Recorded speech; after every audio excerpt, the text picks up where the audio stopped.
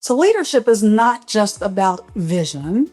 Leadership is also about removing obstacles or barriers that might be in the way of your team getting something done. So of course, you're going to set the vision, which could be, let's go climb this mountain. But you want to make sure that your team has the tools to climb the mountain. So there are different types of barriers that people could encounter. So it could be a process barrier. You're finding out that as they're trying to get something accomplished, they keep running into, well, this particular step needs to be done, or maybe they're relying on someone in a different department to get something accomplished, and there are just these different barriers to the process of getting something done. So you as a leader might need to then step in, call the other department or the department head and find out more about that process, or are there ways that process can be smoothed out. So you as the leader usually will have the cachet that your team members don't have in order to maybe strengthen a process. There could also be resource barriers. Sometimes you think you have enough money for a project, but there's some type of roadblock that comes along the way and more funding is required.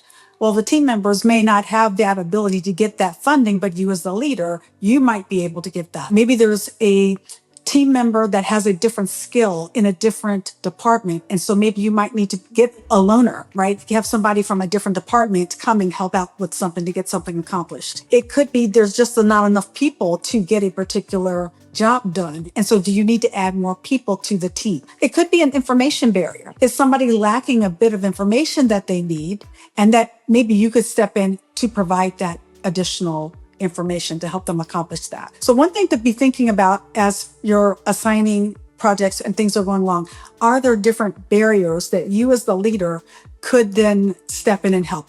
It could be something also along the lines of maybe changing a culture. I know that's kind of on the large scale. You might remember years ago at Microsoft, there was a CEO, Satya Nadella, that actually had to change the culture of Microsoft from a know-it-all to a learn-it-all. When he did that, it opened up people's opportunities, right? To not feel like they had to have all the answers. It gave them permission to be explorative, to be able to learn more and then move things down the pipe. So I'm just bringing that up because sometimes it could be a culture that you as the leader need to change, because it could be the culture itself that could be a barrier.